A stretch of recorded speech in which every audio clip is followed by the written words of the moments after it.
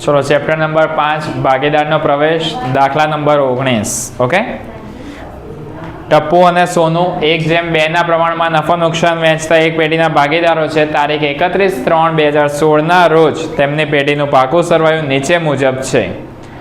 હવે પહેલા હવાલા ટીક કરી કાઢો તો જો એમાં પાઘડીના મૂલ્યાંકન ઉપર હવાલો તમને આપેલો છે. બીજો હવાલો ચેક કરવા જાઓ તો દેવાદારો ઉપર ગાલખાદ અનામતનો છે, તો દેવાદારો ઉપર ટીક કરો અને જો સામે ગાલખાદ અનામત મોડી દેવા બાજુ આપેલી છે, બંને ઉપર ટીક માર્ક કરી દો. એના પછી નેક્સ્ટ જોઈએ તો જમીન મકાનની કિંમતમાં 10% વધારો કરવાનો છે. જમીન મકાન ઉપર ટીક માર્ક કરી દો. હવાલા નંબર 3. યંત્ર ઉપર હવાલો છે હવાલા નંબર 4. સ્ટોક ઉપર હવાલા નંબર 5. ઓકે, બસ આટલા હવાલા મેઇન જે તમારે ટીક કરવાના છે આપેલા છે. પહેલા પાકા સરવૈયાની 1 by 1 એન્ટ્રી કરતા જઈએ આપણે. તો જુઓ મૂડી ખાતા તમને આપેલા છે. મૂડી ખાતામાં જમા બાજુએ ચેક કરતા જાઓ તો મૂડી ખાતામાં જમા બાજુએ આપણે પહેલા શું લખીશું? બાકી આગળ લાવ્યા. એમાં ટપ્પુની ચેક કરી લો તો ટપ્પુની કેટલી છે? 2 લાખ અને સોનુની આપી છે તમને 3 લાખ. ગોલીમાં ડેશ. નફા નુકસાન ખાતાની જમા બાકી તમને આપેલી છે મૂડી દેવા બાજુએ. ઓકે, તો નફા નુકસાન ખાતાની જમા બાકી કયા પ્રમાણમાં વેચવાની? પાકા સરવૈયાની કોઈ પણ રકમ હોય તો જૂના ભાગીદારો વચ્ચે જૂના પ્રમાણમાં, જે પણ વેચણી પાત્ર રકમ હોય એને જૂના ભાગીદારો વચ્ચે કયા પ્રમાણમાં વેચી દેવાની? જૂના પ્રમાણમાં. ઓકે, તો અહીંયા આગળ આપણે લખી દઈએ નફા નુકસાન ખાતે. ઓકે, હવે એનું પ્રમાણ તમે ચેક કરી લો. 1:2 તમને આપેલું છે કે નહીં? બરાબર છે, તો કેટલું આવશે? 16,000 અને 32,000. ક્લિયર? નેક્સ્ટ, લેણદારો ક્યાં આગળ આવશે? મૂડી દેવા બાજુ. પહેલી મૂડીની સ્પેસ ડ્રોપ કરી દઈએ આપણે. તો મૂડીમાં કોણ છે? તો ટપ્પુ, સોનુ અને ગોલી. હવે જુઓ તો લેણદારો તમને આપેલા છે. લેણદારો પર કોઈ હવાલો નથી એટલે ડાયરેક્ટ બહારના કોલમમાં શિફ્ટ કરી દો. અમાઉન્ટ 50,000. નેક્સ્ટ છે ગાલખાદ અનામત, પણ ગાલખાદ અનામત ઉપર એક હવાલો છે એટલે હવાલો સોલ્વ થાય પછી એને લખીશું. બરાબર, જે પણ વધઘટ થતી હશે. હવે જોવા જાઓ તો શું આપેલું છે? પાઘડી છે કે નહીં? તો પાઘડી જૂના ભાગીદારો વચ્ચે કયા પ્રમાણમાં વેચી દેવાની? જૂના પ્રમાણમાં. આ જૂની પાઘડી છે તો જૂની પાઘડી જૂના ભાગીદારો વચ્ચે જૂના પ્રમાણમાં. ઓકે, તો ભાગીદારના મૂડી ખાતામાં ઉધાર બાજુ આપણે વેચી દઈએ પાઘડી ખાતે. તો વેચી કાઢો. એની કેટલી રકમ આવે છે? 18,000 અને 36,000. નેક્સ્ટ છે જમીન મકાન. તો જમીન મકાન ઉપર હવાલો છે કે નહીં? રકમ ઇનર કોલમમાં લખીશું હવાલો છે એટલે નેક્સ્ટ. યંત્રો ઉપર પણ હવાલો છે એટલે રકમને ઇનર કોલમમાં નાખી દો 1 લાખ. Next, stock. સ્ટોક ઉપર હવાલો છે ને? રકમ. નેક્સ્ટ,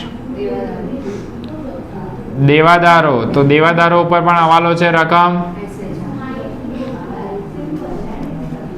નેક્સ્ટ, રોકડ અથવા બેંક. તો એ રોકડ અથવા બેંક ખાતામાં બાકી આગળ લાવ્યા 40,000. ક્લિયર?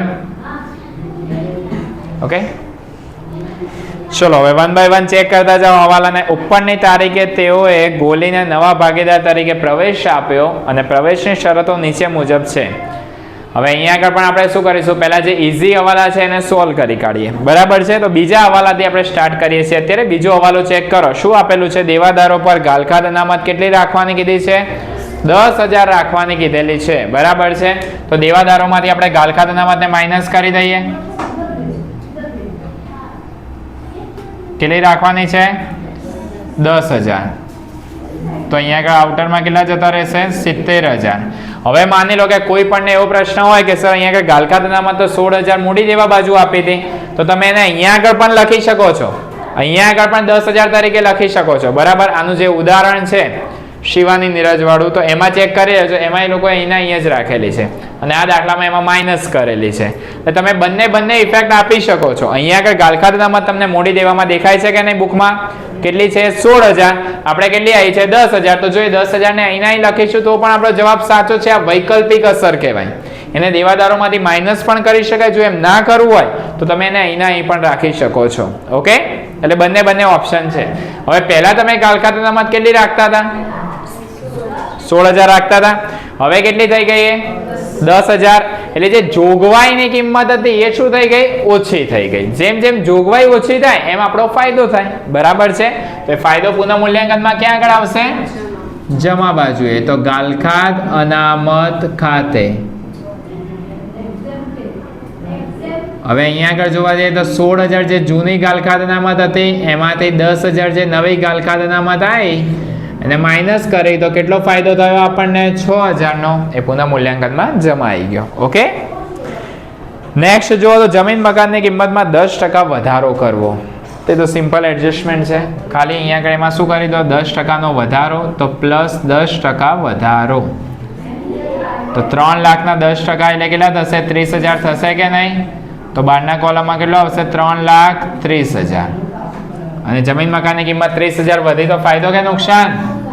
ફાયદો થાય તો પુનઃ મૂલ્યાંકનમાં જમા બાજુએ. તો જમીન મકાન ખાતે કેટલા છે? 30,000. ઓકે, નેક્સ્ટ, યંત્રોની ચોપડે કિંમત તેની બજાર કિંમત કરતા 25% વધુ છે. એની બજાર કિંમત કરતા કેટલી વધુ છે? 25%. શું આપણી પાસે બજાર કિંમત છે ખરી?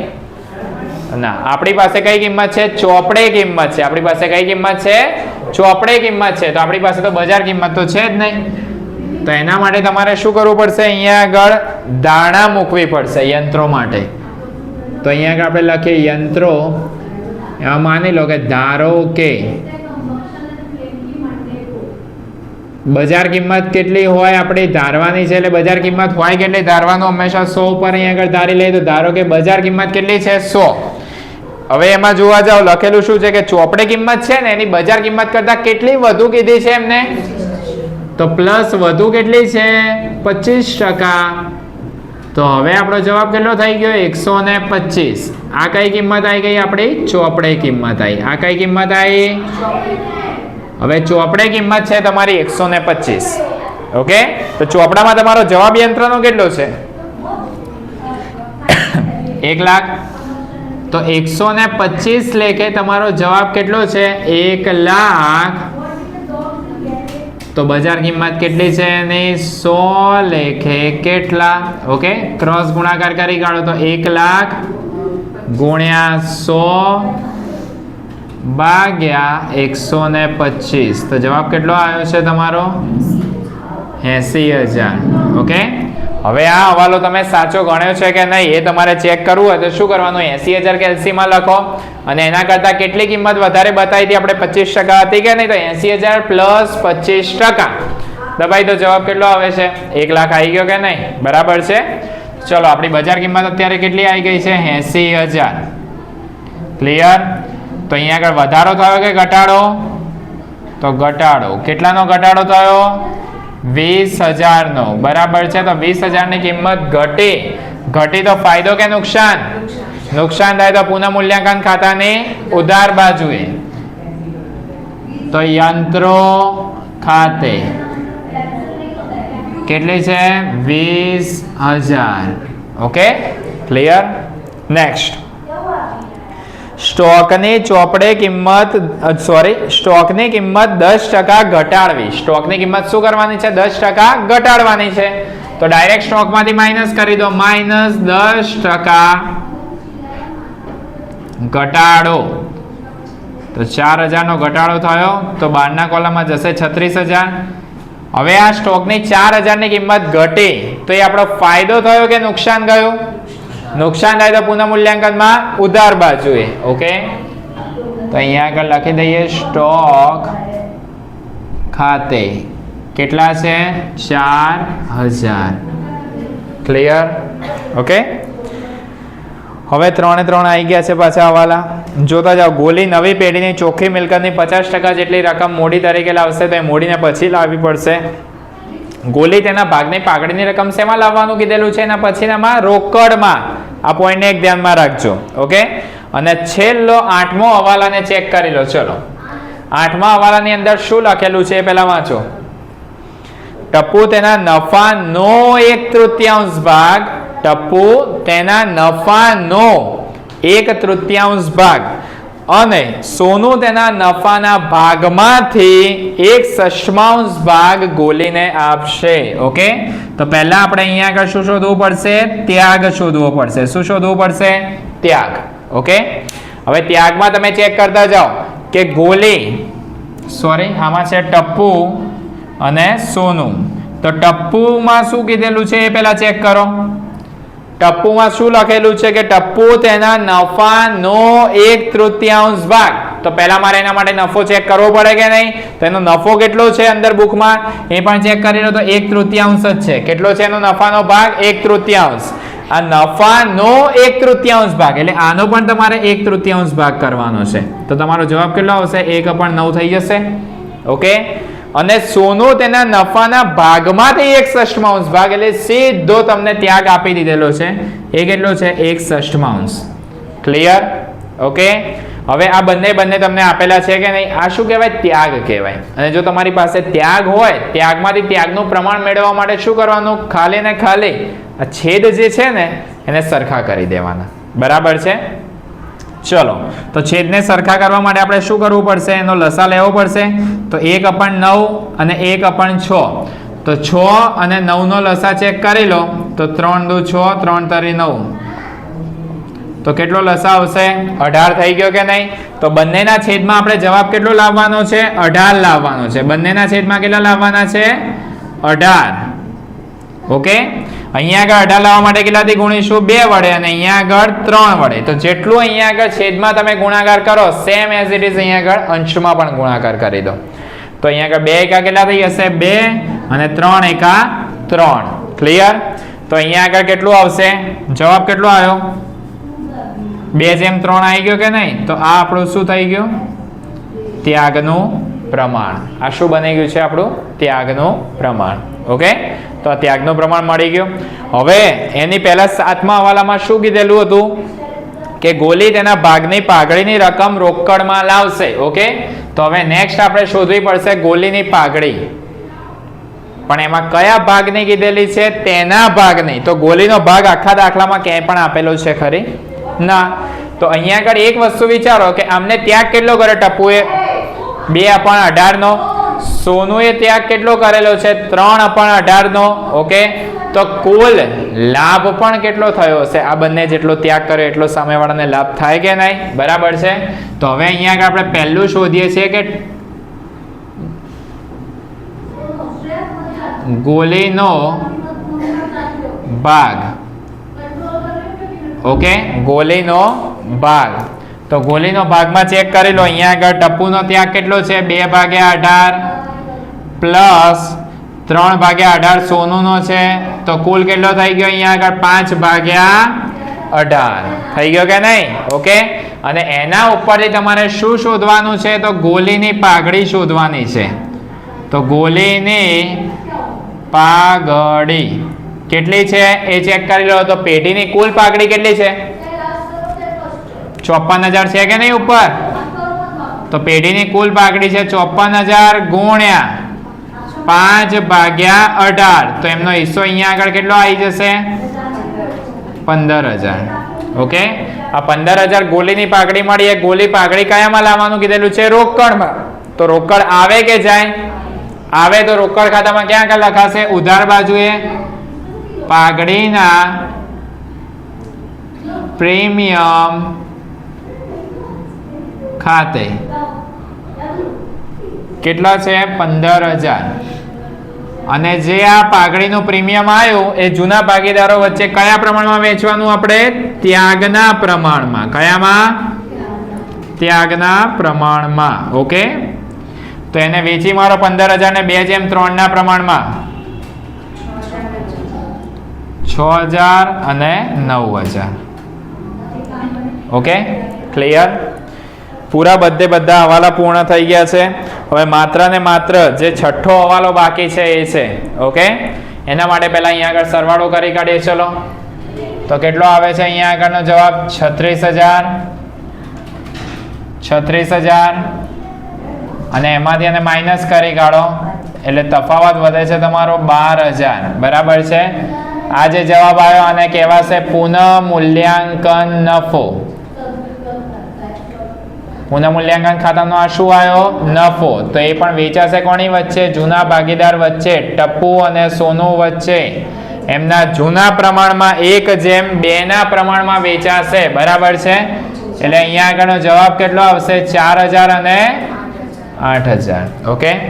આ જે નફો આવ્યો અહીંયા આગળ ઉધાર હતો તો જશે ક્યાં આગળ? નેક્સ્ટમાં જમામાં. ઓકે. તો અહીંયા આગળ લખી દઈએ આપણે પુનઃ મૂલ્યાંકન નફો.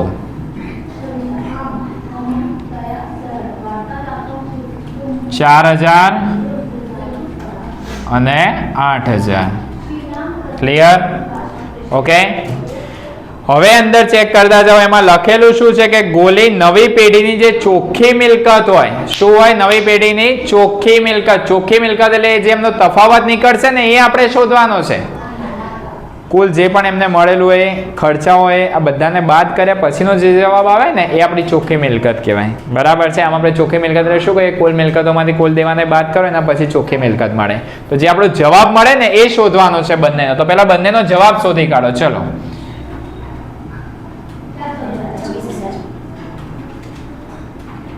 349. અહીંયા આગળ છે 2,26,000. 3,49,000. એમાંથી અહીંયા આગળ 2,26,000 માંથી એને માઇનસ કરી દે એટલે 2,08,000 આવશે તફાવતની રકમ.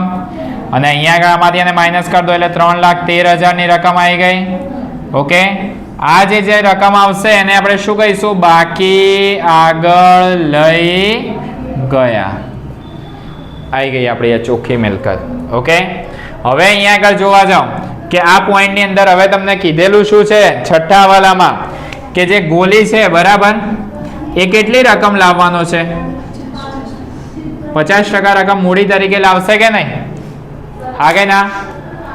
ધંધાનો ભાગ કેટલો હોય? 100% હશે. બરાબર છે. તો આપણે અહીંયા આગળ આપણે લખીએ છીએ કે કુલ ભાગ, ધંધાનો કુલ ભાગ કેટલો છે? 100. કેટલો છે કુલ ભાગ? 100. એમાંથી ગોલી કેટલા લાવવાનો છે? આપણે અહીંયા ગોલીનો ભાગ 50% લાવવાનો છે એવું લખી દઈએ. તો વધ્યા કેટલા? વધ્યા કેટલા? 50 વધ્યા કે નહીં? એ કોણ લાવશે? બાકીના ભાગીદારો. બાકીના કોણ છે? ટપ્પુ અને સોનુ. ઓકે. તો જે આ હિસ્સો હશે એ કોનો હશે? ટપ્પુ અને સોનુનો. ઓકે. તો ટપ્પુ અને સોનુનો હિસ્સો કેટલો થઈ ગયો? 50. ક્લિયર આટલે સુધી? હવે સમજો કે ટપ્પુ અને સોનુ કુલ કેટલી મૂડી લાયા છે એ આપણે ચેક કરીએ. ઓકે. તો અહીંયા આપણે લખીએ છીએ કે ટપ્પુ અને સોનુની મૂડી. તો એમાં કુલ મૂડીને ચેક કરી લો કેટલી છે? તો 2,08,000 પ્લસ 3,13,000 એટલે કુલ મૂડી કેટલી થઈ જશે? 5,21,000. 5,21,000 આવી ગયો કે નહીં જવાબ? ક્લિયર? ઓકે. હવે આ છેલ્લું સ્ટેપ. ટપ્પુ અને સોનુની મૂડી કેટલી છે? કુલ 5,21,000. એમનો હિસ્સો કેટલો છે? 50. શોધવાની કોની છે? ગોલીની. બરાબર છે. તો 50 લેખે ટપ્પુ અને સોનુ કેટલી મૂડી લાયેલા છે? 5,21,000. તો શોધવાની કોની છે? તો ગોલીના પણ કેટલા છે? 50. ઓકે. તો અહીંયા આગળ જોવા જઈએ આપણે કે ગોલીની મૂડી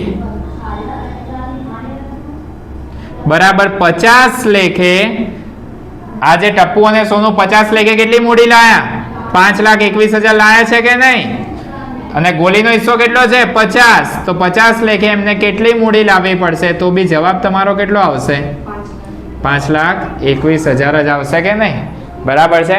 કારણ કે 50 લેખે ટપ્પુ સોનુ અહીંયા આગળ 5,21,000 લાયેલા હોય તો આને ગોલીને પણ 50 લેખે લાવવાની છે કે નહીં? તો 50 લેખે એને પણ કેટલી લાવવી પડશે? 5,21,000 ક્રોસ ગુણાકાર કરશો તો.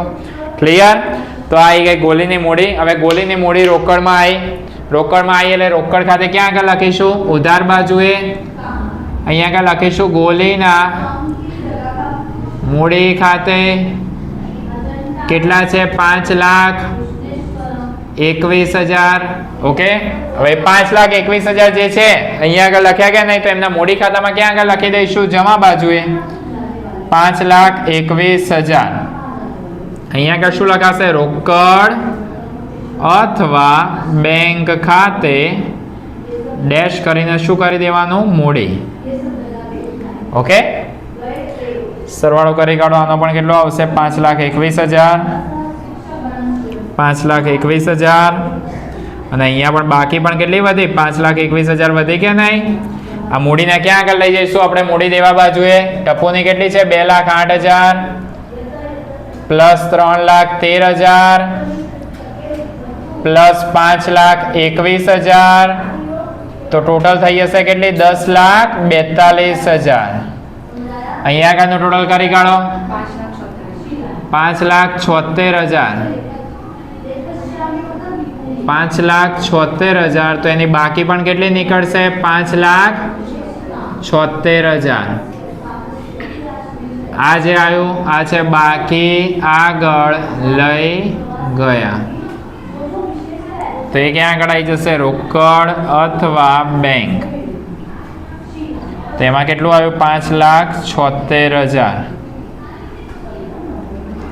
10,92,000. મિલકત લેણા બાજુ એક વાર ચેક કરી લો. 10,92,000. Okay, clear? ખાલી ધ્યાન આ મૂડીમાં રાખવાનું છે, બાકીના બધા પોઈન્ટ ઇઝી જ છે.